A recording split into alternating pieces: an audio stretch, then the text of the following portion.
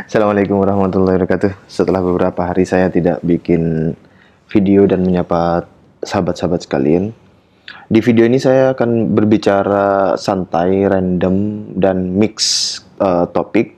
Tetapi secara mendasar saya ingin membahas tentang dunia pendidikan dan konsep-konsep pendidikan dia. Hal ini terinspirasi dari sebuah komentar dari Ed Sirigendem. Alhamdulillah pendidikan saya tidak seberapa tinggi, tapi dalam urusan nalar, logika, dan berpikir, saya lebih waras. Dalam kasus nasab ini setelah menelaah banyak informasi dari banyak sumber, maka secara gamblang, saya berada di pihak keilmuan yang benar.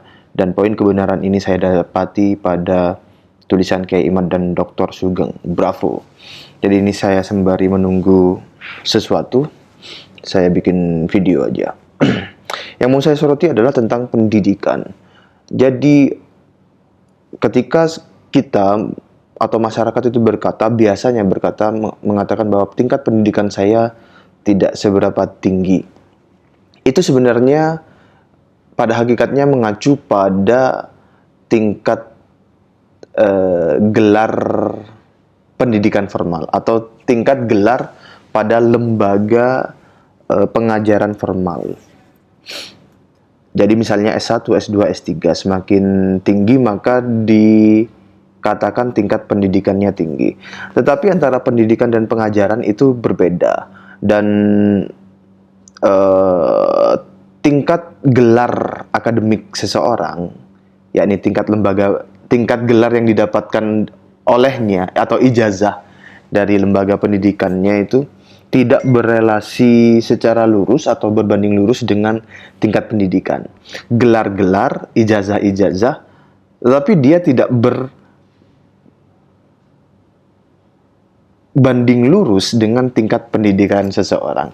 Sebabnya adalah pendidikan dan pengajaran itu berbeda. Juga tentang keterampilan skill dengan pendidikan itu juga berbeda. Meskipun satu dan lainnya itu juga berkelindan pada peristiwa yang sama, tetapi secara filosofis itu berbeda.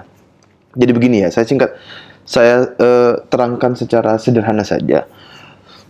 Pendidikan itu adalah proses penanaman value, pembangunan kualitas pribadi, mentalitas, dan karakter. Itu disebut pendidikan. Sedangkan pengajaran itu adalah transfer knowledge dan transfer skill atau sekedar pemberian informasi. Dalam suatu peristiwa mengajar yang sama, di situ bisa dalam suatu peristiwa kegiatan belajar mengajar atau komunikasi antara orang yang berposisi sebagai guru dan murid itu bisa terjadi hanya satu peristiwa hakikat, yaitu sekedar pengajaran saja, atau lebih mendalam daripada itu, yaitu pengajaran dan pendidikan. Jadi kalau pengajaran itu ya sekedar kita memberi informasi kepada orang lain bahwa bumi ini bulat, itu pengajaran. Kita mengajarkan bumi ini bulat atau bumi ini datar lah, monggo.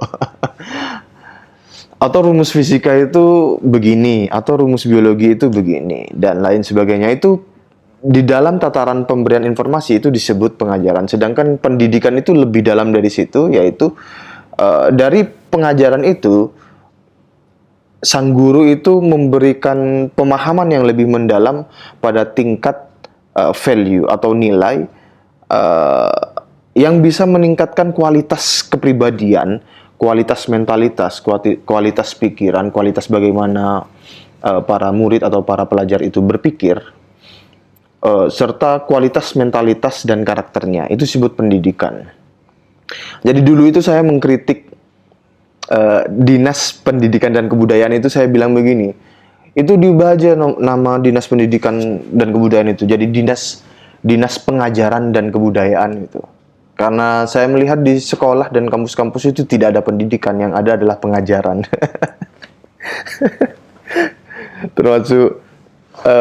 termasuk sekolah ya.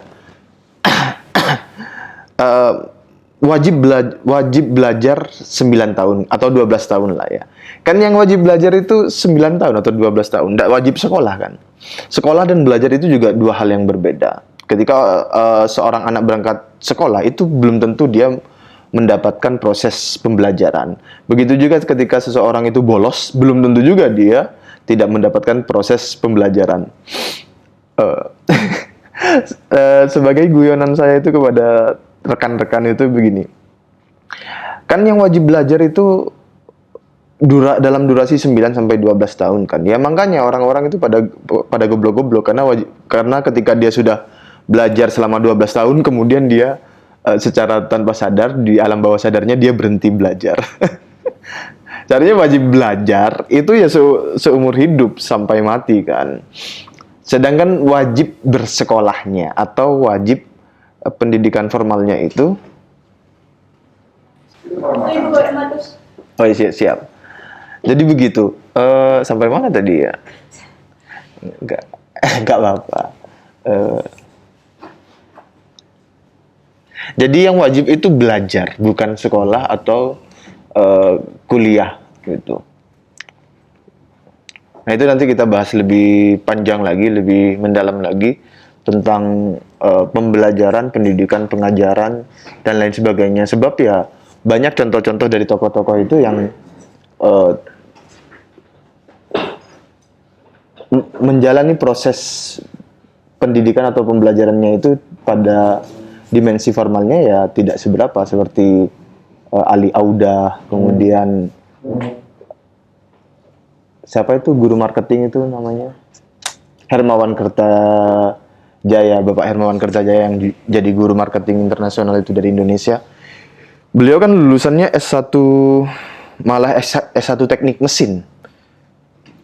Kemudian menjadi guru marketing. Nah, itu kan hal-hal seperti itu bisa kita kaji lebih panjang, lebih mendalam lagi. Sementara begitu, Assalamualaikum warahmatullahi wabarakatuh.